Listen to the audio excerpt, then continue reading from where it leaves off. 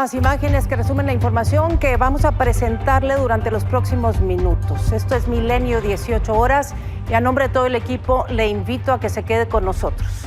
Iniciamos.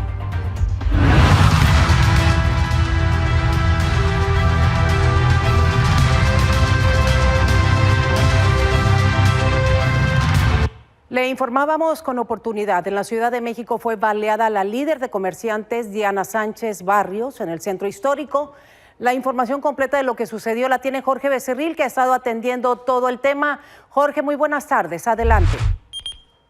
¿Cómo estás, Magda González? Qué gusto saludarte. Igual. Es el corazón de la Ciudad de México. Estamos prácticamente a unas 3 cuadras de Palacio Nacional, donde destaca prácticamente Claudia Sheinbaum, comentando que después de las 3 de la tarde, imágenes de Blas Santos, bueno, pues ahí vemos que está trabajando peritos de la Fiscalía, pero alrededor de las 3 de la tarde se genera una agresión a Barrios, que es una lideresa, igual que su familia de muchos años atrás, y venía ella caminando prácticamente de la calle de Tacuba sobre Motolinía hacia 5 de Mayo. En este punto, a menos de 20 metros ya de llegar a 5 de Mayo, es agredida por 2 sujetos que llegan en una motocicleta que estamos viendo en pantalla, una motoneta, se bajan y les disparan en varias ocasiones. Son 8 impactos de arma de fuego que fueron recibidas por estas 3 personas. Diana Sánchez Barrios fue llevada a un hospital rápidamente.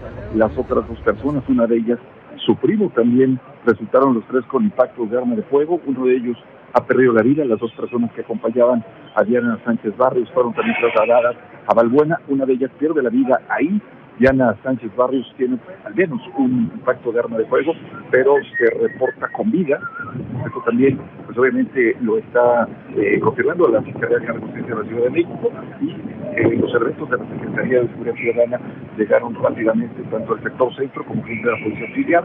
Hasta este punto pidieron los apoyos del Escuadrón de Rescate y Urgencias Médicas, el ERUM, y trasladaron a estas 3 personas rápidamente en un tumulto de gente, en muchas personas que van y vienen en una zona de comercios importantes, y fueron trasladadas rápidamente a un hospital a estas personas. Desafortunadamente una persona, como lo comenté, ha perdido la vida. La gente que agredió a Diana Sánchez Barrios huyó de la zona. Es un ataque directo hasta este momento, lo que están comentando los elementos de la Policía de Investigación, la gente de la Secretaría de Seguridad Ciudadana, que están en toda esta zona.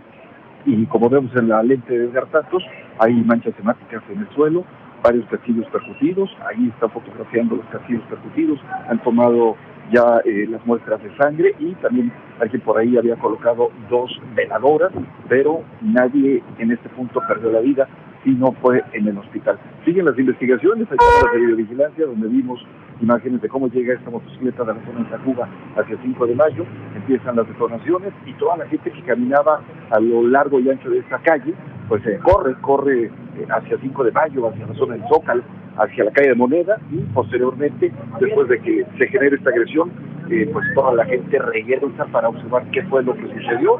Mucha gente corrió. Diana Sánchez Barrios también intentó correr, pero fue alcanzada por un impacto de bala, y hasta el momento no ha confirmado la Secretaría de Seguridad Ciudadana si ya detuvieron a los agresores que huyeron de esta zona. Todavía están cerradas las calles que hemos estado comentando, debido a toda la investigación, a la recolección de todos esos casquillos percutidos, y posteriormente de todo esto se retirarán los servicios periciales. Así que es prácticamente lo que ha sucedido a escasas cuadras del gobierno de la Ciudad de México, de Palacio Nacional, de Catedral, del ex central Lázaro Cárdenas. Magda González, lo que ha sucedido en las últimas horas aquí en el corazón de la Ciudad de México.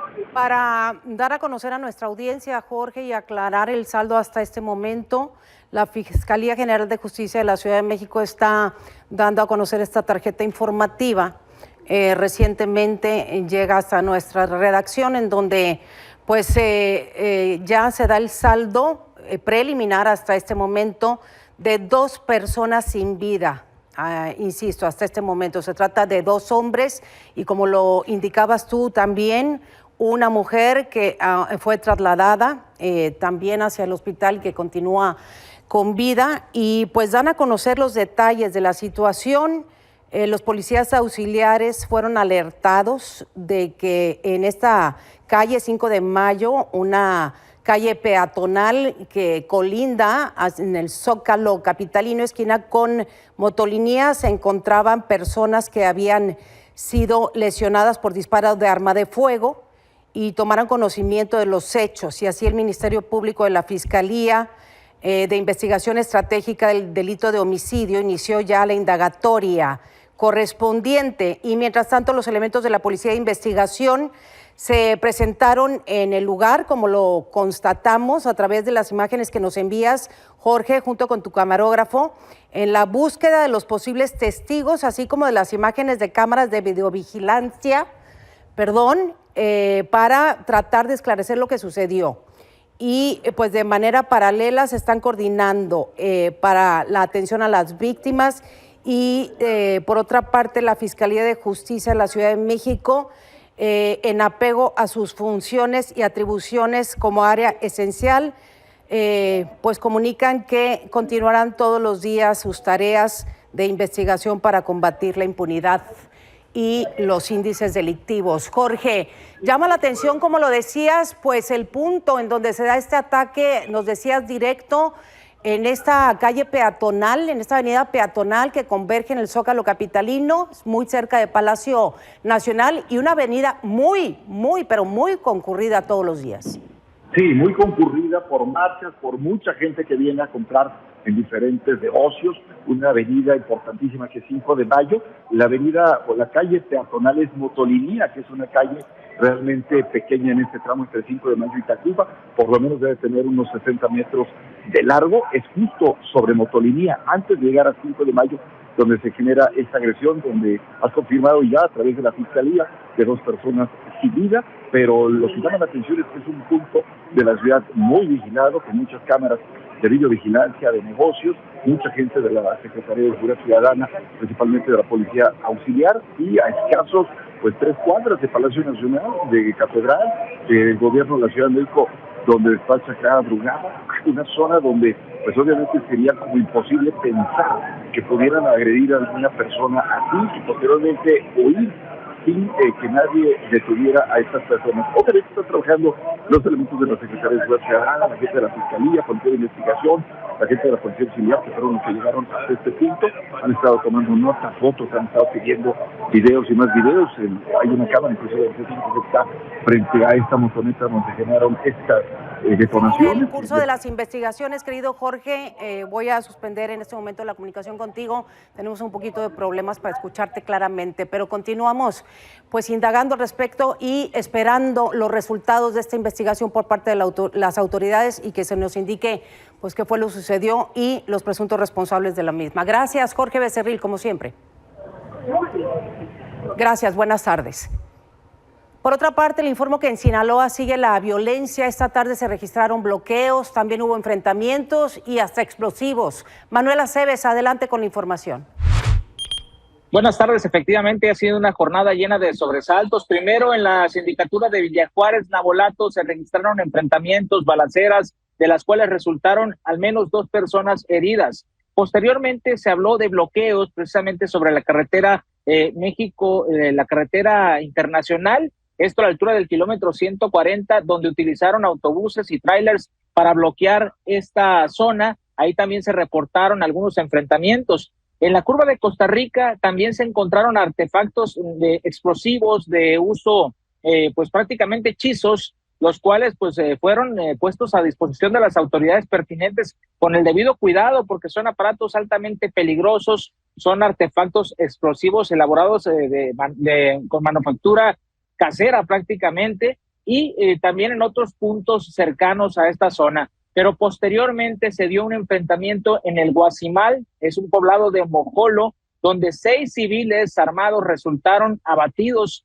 por parte de las fuerzas del ejército. Ahí lo que se dice es que el personal militar fue agredido por estos civiles y repelió la agresión para posteriormente pues darse un enfrentamiento en el cual pues resultó también la muerte de los civiles y un aseguramiento de un arsenal, así como vehículos en esa zona. Posteriormente se reportó otro bloqueo en la carretera México Internacional a la altura de un centro recreativo, ahí donde en días recientes han abandonado cuerpos sin vida de personas. En ese punto se registró el bloqueo y ya fue retirado por parte de las autoridades, tanto ese como el otro bloqueo que se presentó. En el casco urbano de Culiacán, las cosas se han mantenido tranquilas relativamente durante la jornada del día. Todo esto ha acontecido en las zonas rurales. También nos hablaban de bloqueos en el Ejido El Corazón de Costa Rica, donde se prendió fuego incluso algunas unidades. Esto pues ocurrió prácticamente hace unos minutos y está en proceso de verificación por parte de las autoridades.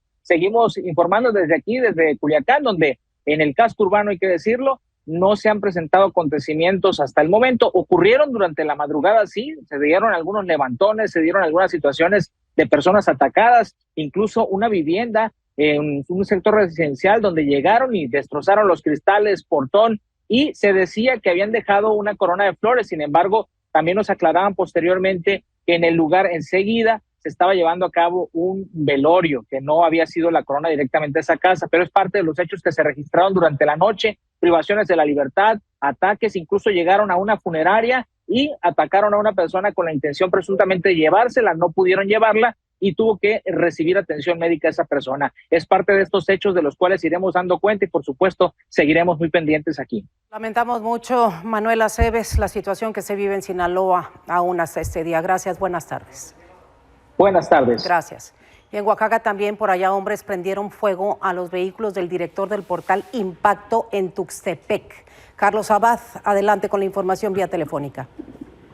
Gracias, Magda, te saludo con mucho gusto a ti, a todo el auditorio. A las 2 de la madrugada aproximadamente se recibió el reporte de parte de la Policía Municipal de San Juan Bautista Tuxtepec, en la región de la cuenca del Papaloapan, para que se den una idea, al noreste de esta entidad.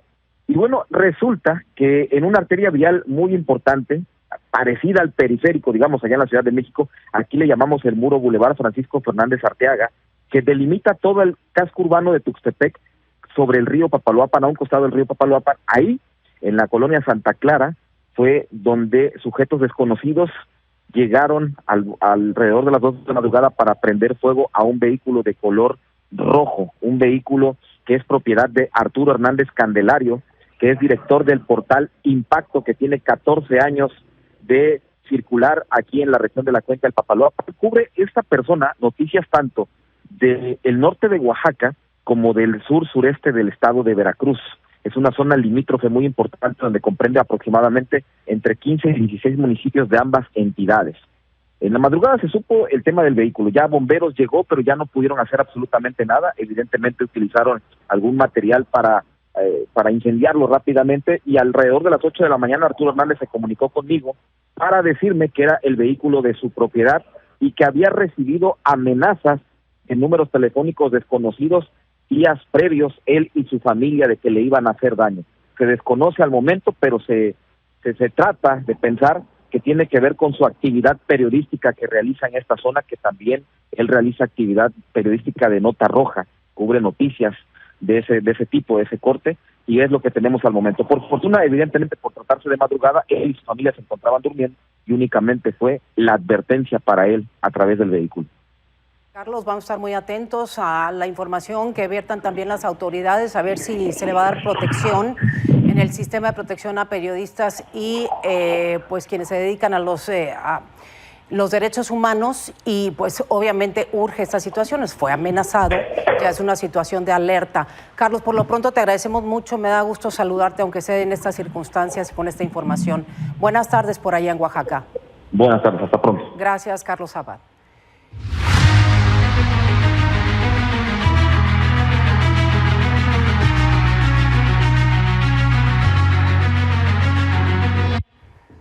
Vamos a cambiar de información. Los trabajadores del Poder Judicial de la Federación, que aún mantienen la suspensión de labores, anunciaron el día de hoy que van a reunirse con el líder de la bancada de Morena en la Cámara de Diputados, Ricardo Monreal, esto con el propósito de que sus derechos laborales sean respetados ante un eventual cambio de patrón y estos queden establecidos en la ley.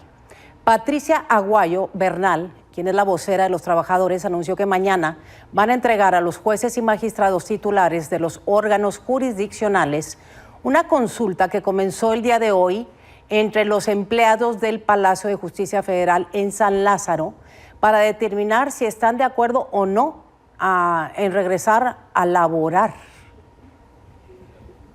Y es que luego de que por unanimidad de 6 votos el Pleno del Consejo de la Judicatura Federal determinara que ya se reinician las labores en los tribunales y en los juzgados federales, la Asociación Nacional de Magistrados de Circuito y Jueces del Distrito del Poder Judicial de la Federación expresó su profunda preocupación, sobre todo ante la falta de condiciones necesarias para que los órganos jurisdiccionales puedan reanudar sus actividades en un ambiente de normalidad.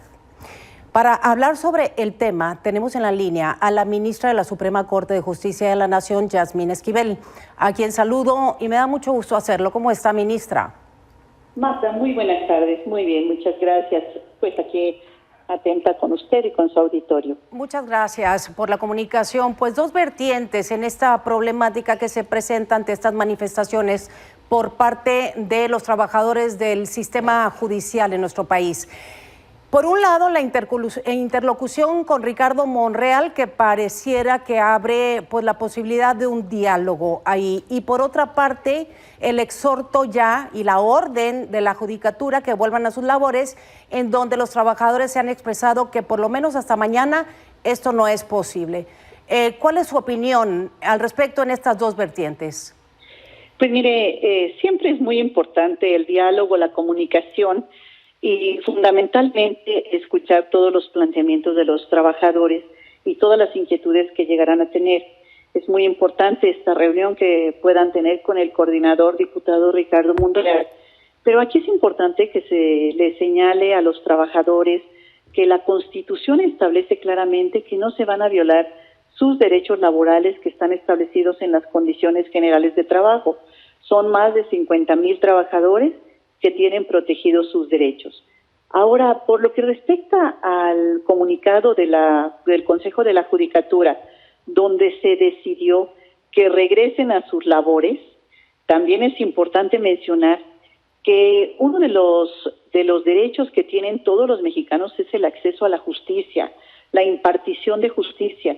Y esa importante función que tenemos los que trabajamos en el Poder Judicial Federal debe ser impartida de una manera responsable, puntual, inmediata, expedita, y esto no se está dando mientras se mantenga este paro de labores. Entonces, sí es importante que regresen ya a trabajar, que regresen a desempeñar la función. Tenemos cerca de 2 millones casi de amparos al año en materia federal. Hoy un magistrado me comentaba que tiene más de 400 audiencias que quedaron pendientes, únicamente de un magistrado en materia penal, 400 audiencias pendientes de 60 días que lleva, más de 60 días que lleva el paro, y entonces pues esto es importante que se señale para decir, no pueden estar estos cerca de 440,000 expedientes pendientes de resolución en los juzgados y tribunales de todo nuestro país. En ese sentido, creo que es urgente que ya regresen a laboral, que continúe el diálogo entre los trabajadores y las autoridades políticas y administrativas de nuestro país y se vaya viendo y atendiendo todas aquellas inquietudes que tengan nuestros trabajadores del Poder Judicial Federal, pero no pueden continuar con esta suspensión de labores como se ha llevado a cabo hasta ahorita con estos 60 días aproximadamente que llevan de paro. El derecho a la justicia, como usted lo plantea, ministra, de todos los ciudadanos en general en el país, está por encima entonces de los derechos que tienen los trabajadores del Poder Judicial a manifestarse pues en contra y sobre todo solicitando se les respeten sus propios derechos. El derecho de acceso a la justicia es un derecho protegido en favor de los mexicanos en la Constitución. El derecho laboral ya está protegido por uno de los artículos transitorios de la reforma al Poder Judicial. El constituyente permanente fue cuidadoso en analizar y revisar que no se violentaran los derechos de los trabajadores con esta reforma que cambia el método de elección de jueces y magistrados, pero los trabajadores van a continuar en sus posiciones, en sus labores, y eso es muy importante establecer que la carrera judicial se mantiene, también está en la Constitución. Entonces, esta carrera judicial de oficial judicial, actuario, secretario de juzgado, secretario colegiado, va a mantenerse y únicamente jueces y magistrados es donde cambia el método de elección, donde va a darse ahora la participación a los mexicanos, a los ciudadanos. Podemos el primer domingo de junio de 2025, en esta elección extraordinaria, participar por quienes queremos que sean los ministros, magistrados, jueces y magistrados de los tribunales electorales, quienes quieren los mexicanos que sean sus jueces. Entonces, en ese sentido, los trabajadores no tienen de qué preocuparse. Sin embargo, las mesas de trabajo en el Consejo de la Judicatura, el diálogo con las autoridades políticas siempre es muy sano, pero es importante regresar a trabajar y fuera de sus espacios de trabajo se puedan dar estas otras áreas de oportunidad para que los trabajadores fundamentalmente sean escuchados. Sí, esto me lleva a la otra vertiente, ministra Esquivel, lo que hablábamos en un inicio, la interlocución el día de mañana con Ricardo Monreal para establecer precisamente la posibilidad del respeto a estos derechos. ¿De qué sirve esta interlocución si ya está establecido, como usted dice, todos estos parámetros dentro de las leyes por aprobarse dentro de esta reforma judicial, al Poder Judicial? Pues siempre es importante escuchar a los trabajadores, escuchar cuáles son sus planteamientos. Yo he tenido la oportunidad de comentar con algunos de ellos estos problemas que se están presentando. Algunos son problemas que tienen los trabajadores desde antes de la reforma al Poder Judicial, los problemas sobre las licencias en materia de salud, los problemas que tienen algunos actuarios cuando andan en zonas alejadas a los tribunales donde se desempeñan, en fin, problemas que tienen los trabajadores antes de la reforma judicial.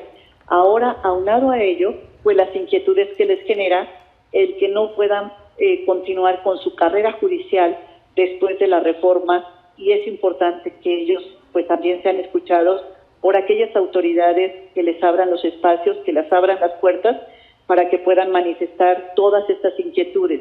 Eso siempre me parece, Magda, y considero que es muy sano el escucharlos, el planteamiento, sentarse a la mesa con ellos y ver por qué no están regresando a labores, y sin embargo sí se les sigue pagando puntualmente todas sus prestaciones hasta el día de hoy, aún incluso los 60 días que han estado en paro. Y bueno, entonces, en ese sentido, los trabajadores del Poder Judicial no tienen derecho a esta forma de manifestación, al paro laboral, ministra.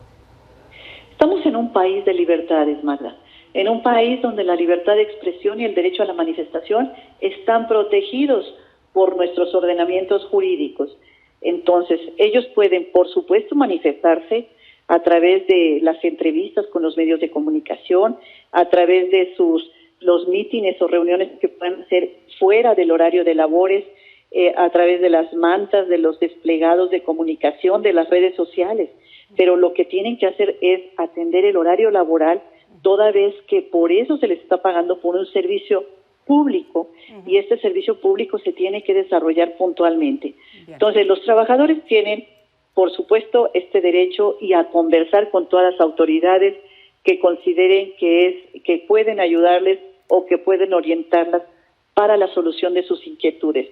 En este sentido, yo creo que eso es muy importante para poder ver cuáles son todos aquellos aspectos que se pueden atender de manera inmediata por parte del Consejo de la Judicatura, cuáles requerirán de una atención en el presupuesto de egresos, que también traen otro de los temas que traen es que se vean protegidos sus derechos en el presupuesto de egresos. Todas estas situaciones que ellos están comentando, pues tienen que ser atendidas, Magda, y creo que en esa ruta va la interlocución mañana con el señor diputado Ricardo Monreal. Y en ese sentido, ministra, pues se va a proteger, pero cambios en las leyes y en lo ya dispuesto se ha dicho una y otra vez que no va a haber en ningún sentido a la reforma que ya fue aprobada al Poder Judicial. Mire, el sistema de justicia mexicano requiere de revisión y reforma en diferentes aspectos, en el tema de la prevención del delito, el tema de la investigación, el tema de la atención a las víctimas, el sistema penitenciario, las leyes anacrónicas que tenemos todavía en nuestro país. Todo esto requiere una amplia revisión. Considero que este proceso electoral y esta reforma constitucional al Poder Judicial de la Federación abre el camino para que vengan otras después, ya se han planteado por diferentes actores en los diálogos que llevó a cabo la Cámara de Diputados, todas aquellas vertientes que se tienen que ir revisando y atendiendo por parte de los legisladores en el tema de todo lo que constituye el sistema de impartición de justicia. Y bueno, pues esta reforma al Poder Judicial es la que va abriendo la brecha para que puedan venir las consecuentes reformas a leyes generales, así como a la Constitución, en cuanto a los otros temas que han sido planteados en las mesas de trabajo. Muchas gracias, ministra Yasmín Esquivel. Gracias por la comunicación y si lo permite, pues volvemos a plantear toda la situación conforme vaya avanzando el tema de las leyes alrededor del tema de la reforma del Poder Judicial. Le agradezco mucho. Gracias, Magda. El gusto es para mí. Buenas tardes. Buenas tardes. Gracias. 16 años llevando la noticia a tu pantalla. Milenio Televisión agradece tu preferencia. Hemos ofrecido las mejores coberturas, convirtiéndonos en el referente informativo que México necesita. Una pantalla con carácter, comprometida con la verdad. Y esto es solo el comienzo. Seguiremos evolucionando contigo, porque la historia nunca para de escribirse. Milenio Televisión, 16 años haciendo periodismo con carácter.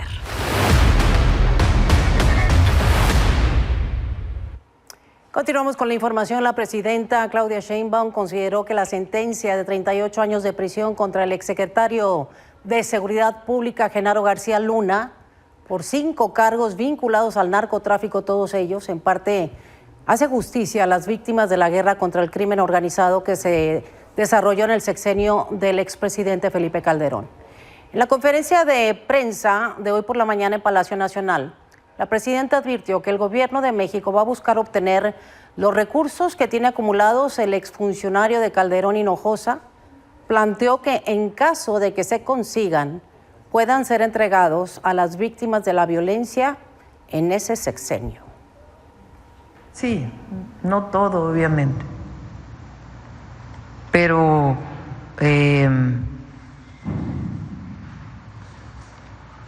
habla de que es importante que no haya impunidad. Ahora, ¿dónde está el dinero?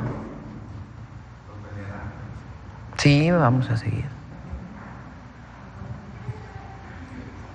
Porque hubo recursos de procedencia ilícita y repito, alguien que le regresa los recursos a la esposa. ¿Cómo sabemos que no son de procedencia ilícita? Una vez que él está sentenciado. Pues acercarse siempre.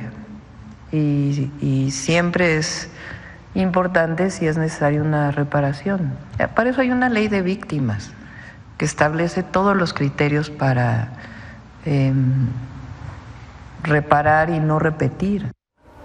Para seguir abundando sobre el tema del juicio, el fallo y la sentencia de García Luna, saludo a Fernando Gómez Montt, quien fue secretario de Gobernación en el sexenio del expresidente Felipe Calderón. ¿Cómo está, abogado? Muy buenas tardes. ¿Cómo estás, Mario? Qué gusto saludarlo, abogado. Quisiera tocar un tema que quizá no hemos visto con, digamos, ampliando la información que por lo menos en los apuntes de los periodistas se dio a conocer. La Fiscalía en Estados Unidos le ofreció en algún momento, y creo que fue en la detención, a García Luna, que se convirtiera en colaborador, abogado, y pues que en ese momento el propio exsecretario de Seguridad pues rechazó esta oferta a pesar de que pudo haber tenido pues un diferente trato.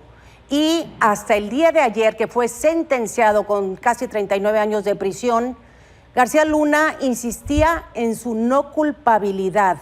Y fue duro el juez Kogan cuando habló y lo equiparó en sus actividades con el mismísimo Chapo Guzmán. ¿Qué opinión le merece todo esto de lo que hablamos y sobre todo el proceso, el fallo y la sentencia en contra del exsecretario en la misma administración en donde usted trabajó con el expresidente Calderón? A ver, primero, en relación al juicio, yo no me he puesto a analizar ni las constancias ni qué pruebas hay. cuál es su calidad. No soy ni experto en derecho procesal americano, aunque tengo algún conocimiento del mismo, ni interés en hacerlo. Para mí lo que yo digo es que ciertamente el procedimiento americano se distingue por tener respeto a ciertas reglas de equilibrio procesal, y entiendo que esta se dieron, fue un juicio que tardó mucho tiempo en prepararse, y que en cualquier caso este es un juicio que puede estar sometido a recursos de revisión, por lo cual hoy no tiene un cariz de ser definitivo y habrá que ver qué pasa. Sí. Dicho lo anterior, entiendo por lo que ha llegado hasta mí que la mayor parte de las evidencias son de testigos en colaboración. ¿Qué significa esto? Gentes que han sido apresadas y sometidas a un procedimiento y que obtienen una colaboración a cambio de su testimonio. Esto hay que tenerlo con cierta reserva. ¿Por qué? Yo siempre he dicho, y así está la ley mexicana, a mí me tocó hacer la reforma de la ley de la delincuencia organizada, que este tipo de pruebas son pruebas que te llevan otras pruebas. Si el testigo en colaboración solo vale si te presenta otras pruebas que corroboran lo que él dice, porque la mera testimonial no es suficiente, porque hay incentivos para faltar a la verdad, que es el premio que recibes por declarar. Luego entonces hay que estar atendiendo aquí a ver qué sucede. Pero el segundo hecho fundamental es que al estar procesados, todas estas gentes en su momento fueron detenidas. Y entiendo que fueron detenidas durante la administración del 2008 al del 2006 al 2012. Entonces, siendo el caso, si es cierto que García Luna obtuvo dinero para proteger a ciertas organizaciones del narcotráfico, esto no fue definitivo porque otros elementos dentro del gobierno los detuvieron y los extraditaron. Entonces, hay que entender que entonces hay una diferencia entre el caso de García Luna y el caso del resto del gobierno en su conjunto, y confundirlos por lo menos parece un análisis gratuito o de poca valía o superficial, digamos. Ya. Entonces, dicho esto, lo que yo le puedo decir es lo que le he dicho a otros compañeros suyos. Sí. Si el señor es culpable, 38 me parecen pocos, si es inocente me parecen muchos. En ese sentido, y con lo que usted plantea, abogado, entonces, digamos que el solo hecho de haber sido indiciado el secretario de Seguridad, este poderoso secretario de Seguridad en el sexenio de Felipe Calderón, pues nos pone a reflexionar pues de la vulnerabilidad probablemente de las personas que ocupan las instituciones y, digamos, durante el trabajo de la función pública, y también pues a priori o después, más bien posterior, ante el embate y la permeabilidad del propio crimen organizado. No, pues es un elemento dinámico. Lo que le puedo decir es una cosa. Son dos elementos los que utiliza la delincuencia organizada para sostener su actividad frente al Estado. Uno es la corrupción y otro es la violencia. Y en ese sentido son dos instrumentos fundamentales para que se puedan sostener constantemente en realizar actividades ilícitas. Eso genera vulnerabilidades a cualquier administración. El hecho es que no puede ser soslayado el deber de enfrentarlas, porque son organizaciones que al final empobrecen a la gente, esclavizan a la gente y destruyen la noción misma del Estado y del principio de autoridad sobre el cual se construye una sociedad civilizada. Entonces, tienen que ser enfrentadas de alguna manera. Es cierto que hay un debate de los últimos años para acá sobre cómo deben ser enfrentadas, si balazos o abrazos, o alguna combinación de los dos. Yo creo que como todo tema complejo, no hay recetas sencillas, pero sí está bien que se debata, porque sí hay riesgos para esta administración, para las siguientes, para las actuales.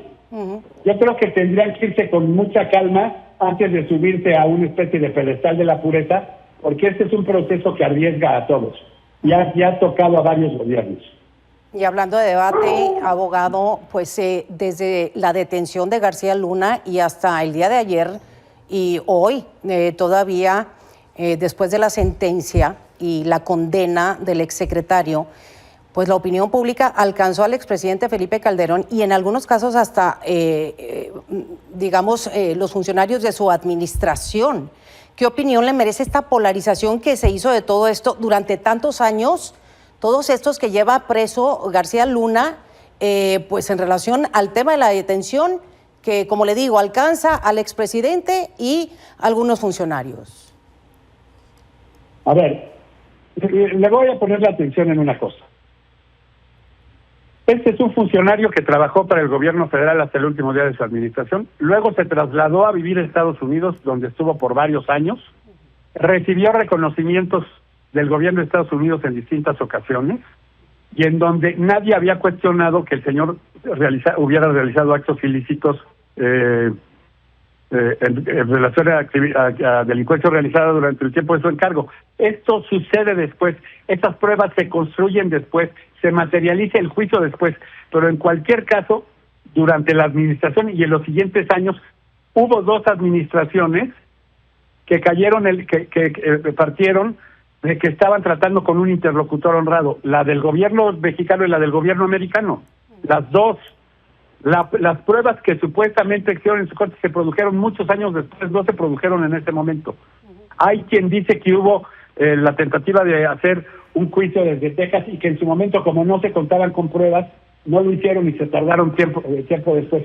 Entonces, lo que le quiero decir, en retrospectiva, toda historia parece congruente y toda historia se explica desde el primer paso, pero en la realidad la historia se va desplegando con un grado importante de incertidumbre.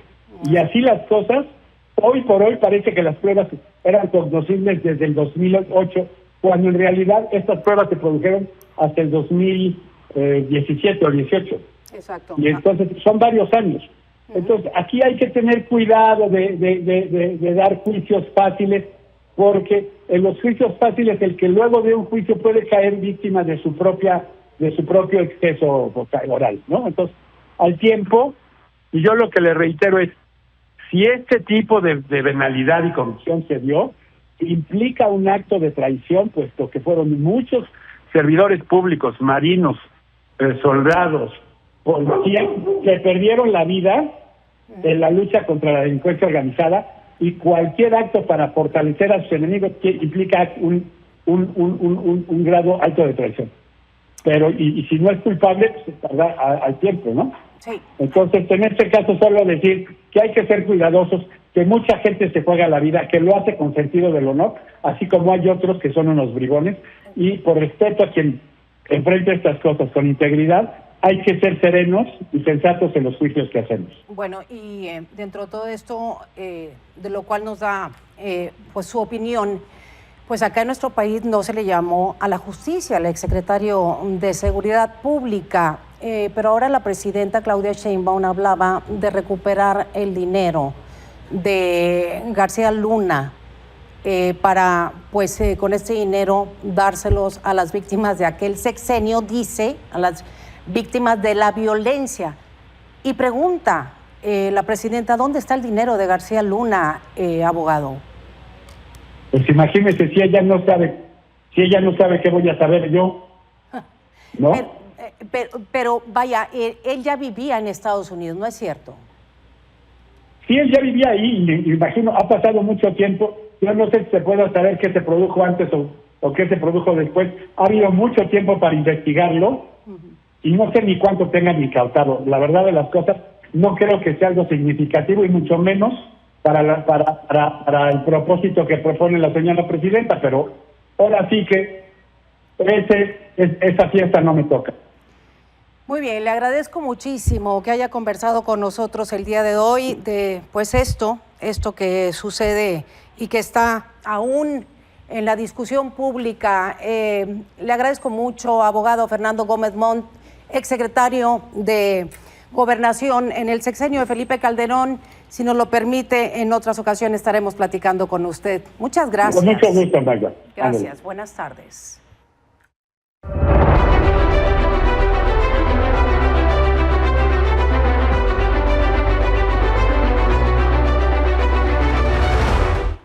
Otro tema también muy importante, muy interesante, la amenaza del expresidente Donald Trump de imponer aranceles del 300% a las importaciones de automóviles mexicanos ha generado preocupación por su posible impacto en las exportaciones y las cadenas de suministro. Esto, dada la interdependencia económica que hay entre México y Estados Unidos, si es que llega, obviamente, de nueva cuenta la Casa Blanca.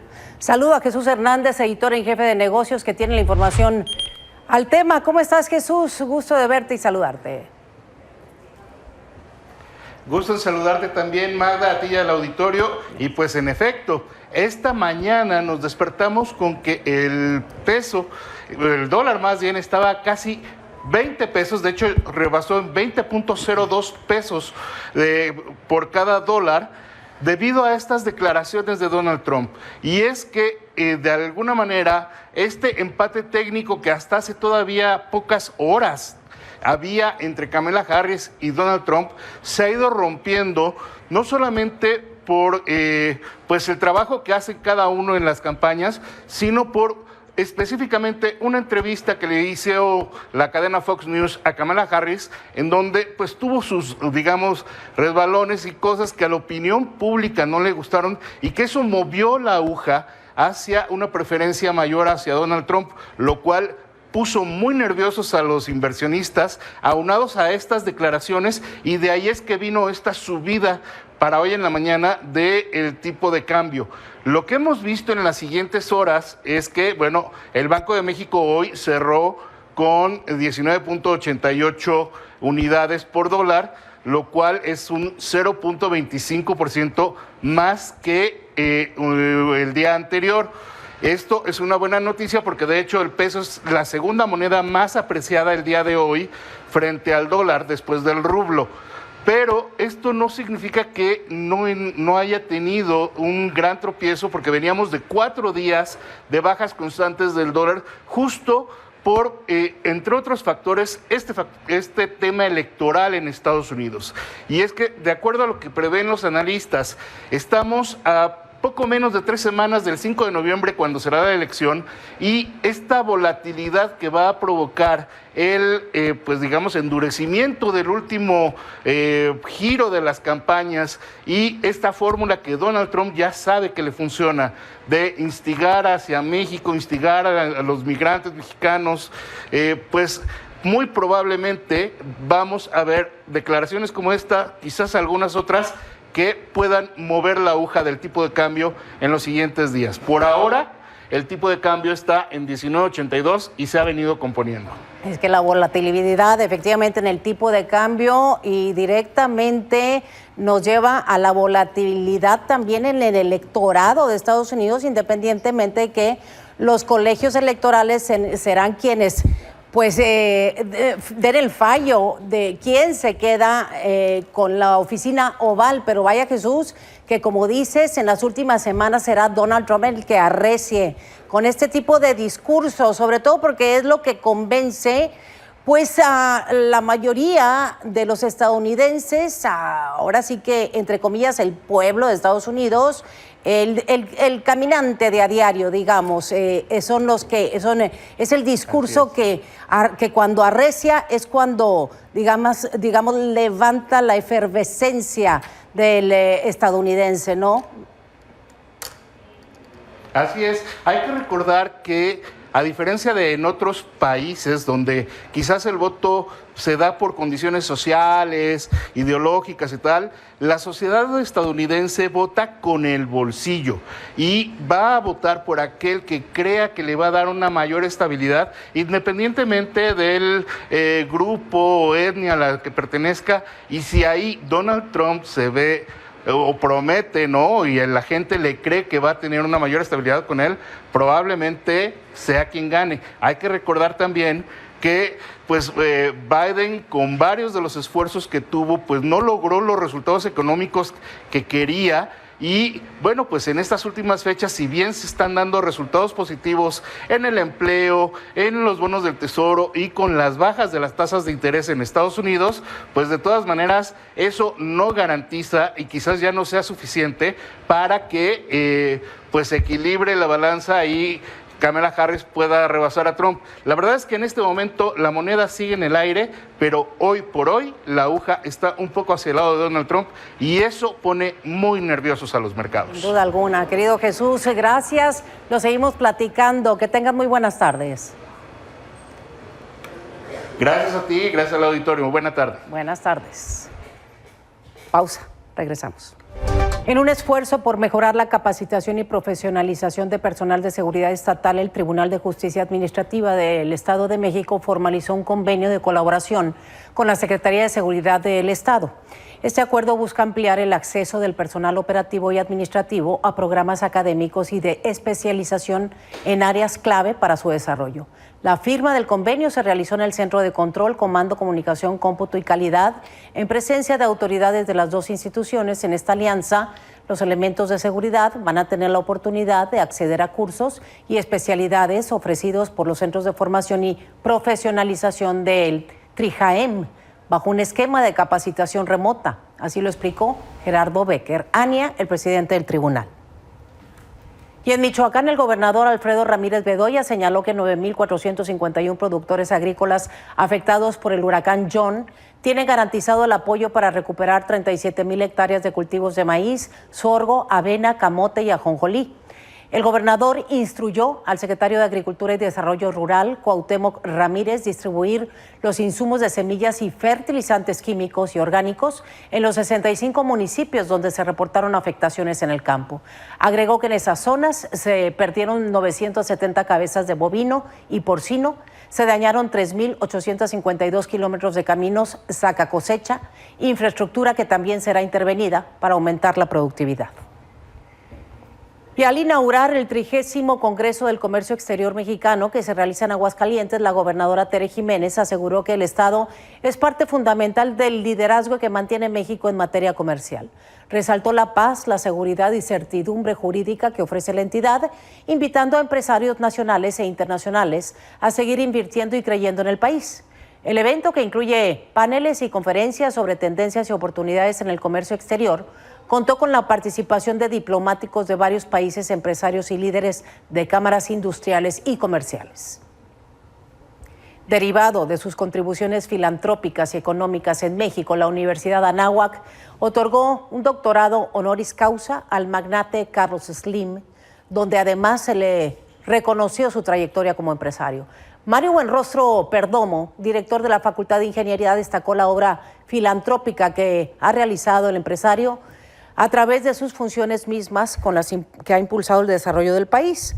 En su intervención, Carlos Slim agradeció el reconocimiento por parte de la institución educativa, donde destacó que sus hijos realizaron sus estudios. Durante su discurso, el magnate se dirigió a los alumnos presentes en la universidad, donde les remarcó la importancia de continuar con sus estudios y mantener relaciones de amistad sanas dentro de su entorno.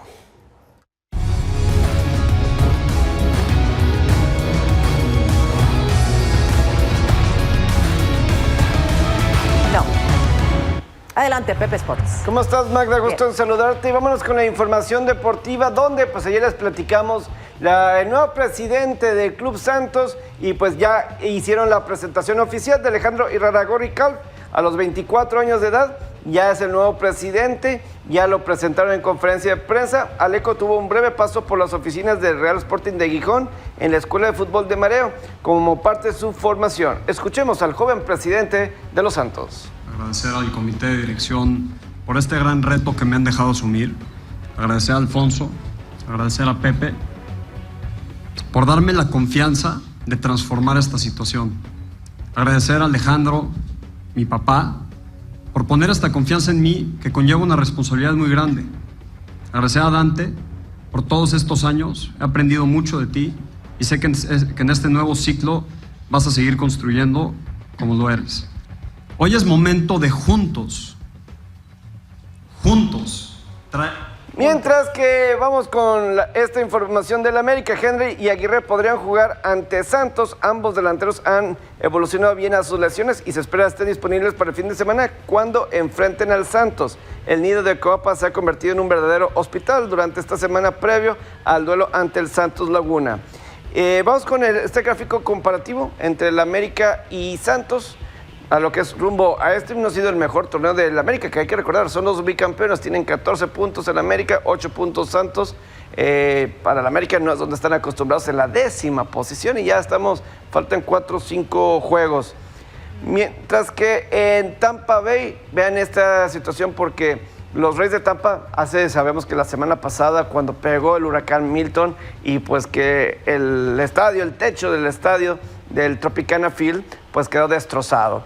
Se estima que para repararlo se van a necesitar más de $100 millones, por lo que se piensa que no estaría listo para cuando empiece la temporada regular el 27 de marzo y que ellos tengan su primer juego de temporada regular, que pueda estar listo el Estadio Tropicana.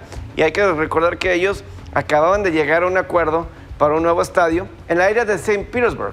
El estadio está en el área de St. Petersburg y para el 2028.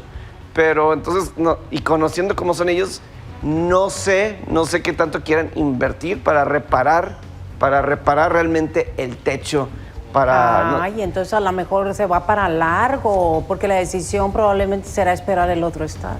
Entonces no sabemos. Híjole, pues ya les toca qué opciones tienen los Rayos de Tampa. Para dónde jugar. No hay muchas opciones. ¿No? Es difícil porque los Delfines no los reciben. Pero en Miami, no sé si los Bucaneros pudieran... No, pues, claro. Pues de plano, y trasladarse porque no va a haber de otra. Mira nada más cómo quedó el estadio. Pepe, lo vamos viendo. Así es, nos vamos. Gracias, mañana Pepe. Con más información deportiva. Nos vemos mañana. Gracias.